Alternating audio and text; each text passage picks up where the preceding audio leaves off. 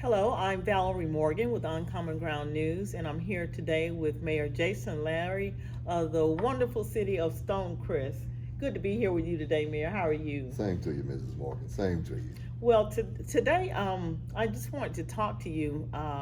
Actually, this is a special month. It's Breast Cancer Awareness Month, and I see that you have on your pink. You look very nice Yes, in your ma'am. pink. Thank you. Thank you. Very nice on your pink. And we would just like to talk to you a little bit um, about your journey. You had some issues with prostate cancer, and I think that we're at the 1 year mark, or maybe Right. a little bit beyond that. Can you share with us how you're doing and how you're feeling? I feel wonderful, doing great, and I had a big scare last year, and it started with the diagnosis of prostate cancer, but they thought it was kidney cancer also, and it was quite an ordeal. Unfortunately, it ended up just being just a really severe case of kidney stones, but I did have prostate cancer.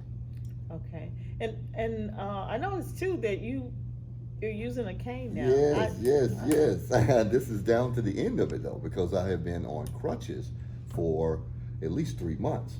What has happened is that during radiation treatment for prostate cancer, it damaged my lymph nodes. And it took 3 months after that for them to determine what that situation was. And what triggered it was I had an accident and fell and broke my leg. And then when I went to the oncologist, they said, "Well, did you break both legs?" I said, "No, no, just this one." She said, "Well, both of your legs are swollen." So they immediately had me to go to the emergency room and did every test you could think about: heart test, blood clot test, lung test, everything. Couldn't find out what it was. So finally, a orthopedic surgeon says, "You have lymphedema," and that was the diagnosis. And then finally, we got it under control that my swelling would go down in both legs, but I was wearing sandals with socks Yes, I noticed that. all summer. I noticed that at several of the meetings. I didn't know what was going on there because I thought it was initially just a broken leg. And so, Right. what is the treatment? Is there treatment for? It is, and it has gotten much better over the last 3 months.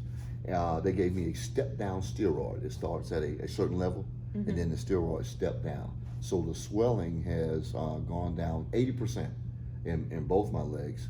And what ends up happening is that I still have a minor form of arthritis in that knee and leg joint that I had the accident on. And by the end of the day or so, I just get tired, and then that's why they see me with the cane. But through rehab, I think I'll be completely off the cane by December or so. By December, so Right, okay. Well, right. that's good. That's very good news.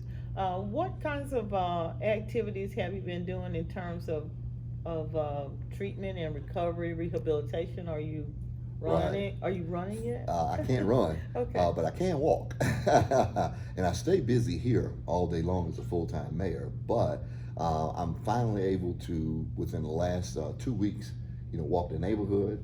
I'm bigger than I've ever been. I'm almost 260 pounds. You gained weight. The steroids will put weight on you and size on you like you will not believe.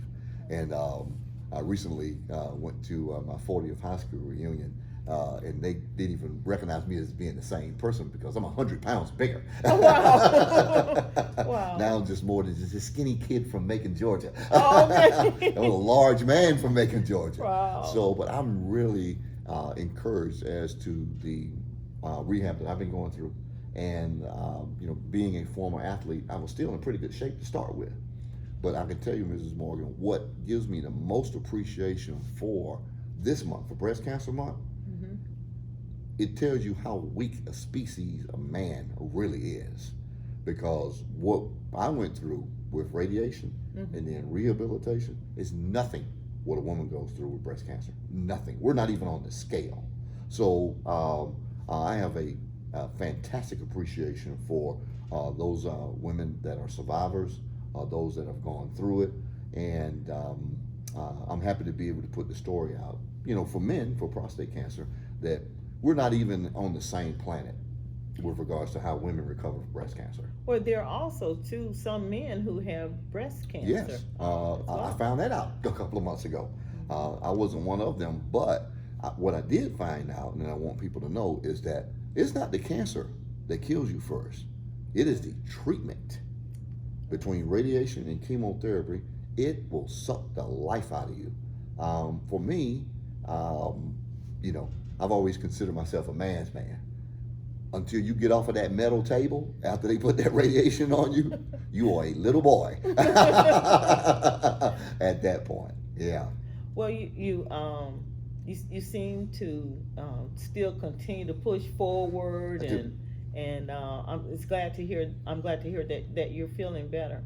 Have you participated this month in any activities or I've had supporting? 2 breast cancer walks, and one Okay. was at Arabia Mountain this past weekend. It was fantastic, and just the ability, the physical ability. So it's 2 things: the physical ability, and then your mental adjustment.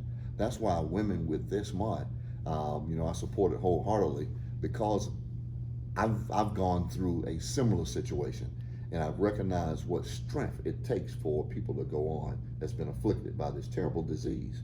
The thing with me is that I felt, even after my announcement, I only missed half a meeting in a year, That's and what I was that was gonna. that night.